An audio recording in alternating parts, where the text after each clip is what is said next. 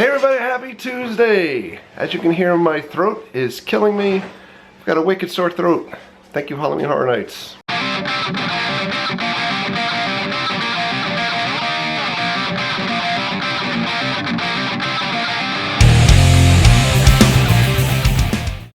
So, it appears that I've either got a cold or allergies or maybe both. I'm kind of refusing to think that it's a cold, but I think it is a cold. It most definitely probably is a cold. But it's related to Halloween Horror Nights. This happens every year to me.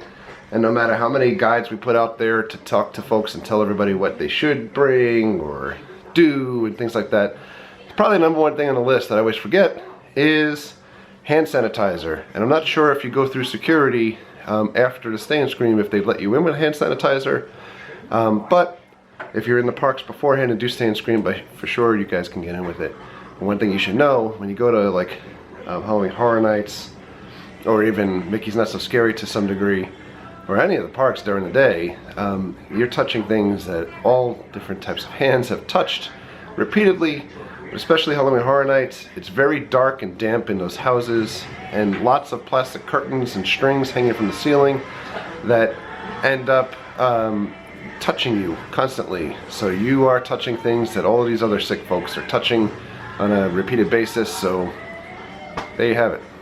So one other thing I wanted to talk about, because I think this might be a little bit of a short video today, just so I can try to save my voice. But we stayed at a Best Western over the last weekend for Halloween Horror Nights. We got it off a Hotwire. Some folks asked, like, how did that go? And we've done this before for Disney's trips and for Universal trips. If there's occasions where we know that we're going to drink too much, or we want to be closer, or if there's occasions where we know that it's going to be too far of a drive home, because we do live in Orlando area, but it's about a half an hour, 40-minute trip for us to get to the parks. It's more convenient, usually even money wise better for us to for gas save. So there's sites like Hotwire where you put in, you want to stay near a specific place, and you're kind of rolling the dice about where you're going to stay. But our specific hotel that we stayed at last weekend was the Best Western. We ended up paying $49 a night, and there was like a $4 or $5 resort fee tied into that as well. But what I could tell you is that Best Western was literally like down the road. Yeah. Not even 5 minutes. It's on Universal, I think it's Universal Boulevard. Universal Boulevard. And it's right over by the corner of like iDrive, I think, Universal and iDrive. And Jesse's in the background sneezing. God bless you. But it was a fine hotel. Like, when we go to the hotels, we're not looking for vacation resort spots where we need the biggest pools and stuff like that. What I could tell you about Best Western was that it was free parking, which was clutch, at night. Free internet, so you could surf as much as you wanted to. And the beds were better than Cabana Bay. They were nice and firm and fresh. The linens were clean. The shower was hot. The water pressure was good. Yeah. They had a fridge. It had a microwave. Free coffee and tea and stuff. So I don't think you could beat it. It's an older hotel, like most of these hotels around the area are. So it's not like, all pretty and fresh smelling and stuff, but all you need to sleep and, take a shower. So. Yeah.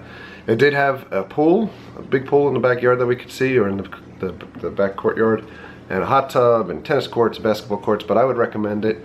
We did this also when we went to Disney in May for the 24-hour thing and stayed over for a long weekend. And we did Hotwire that time, and we got Holiday Inn Express. Yeah. Again, it was like $50 a night, Pretty decent. I love staying at Cabana Bay. I love that the hotel, we didn't have the greatest experience the last time. We had a couple issues with unclean linens and walls and missing towels and our cards not working.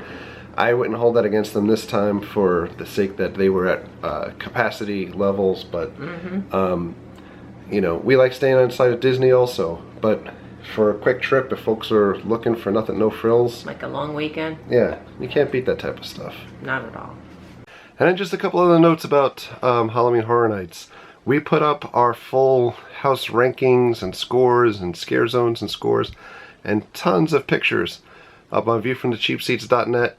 So if folks want to check out things in text and you want to get an idea, there was a week 1 review, there's a week 2 recap. We'll do the same thing for week 3 when we get over to the event. So just want to give you an idea of how things are progressing week over week, and to give you a little bit better idea of costumes and things that we can actually take pictures of in the scare zones. And although it's not up yet, we'll also have a review for Mickey's Not So Scary and some ideas of pointers about that as well. Still forever working on that. If I could manage to stay up for a little bit longer than I'd like beyond work time from not feeling so well, but it's coming. For alternate takes on the event, you can always check out, of course, the Tim Tracker's channel on YouTube. He's done a great job of covering Halloween Horror Nights.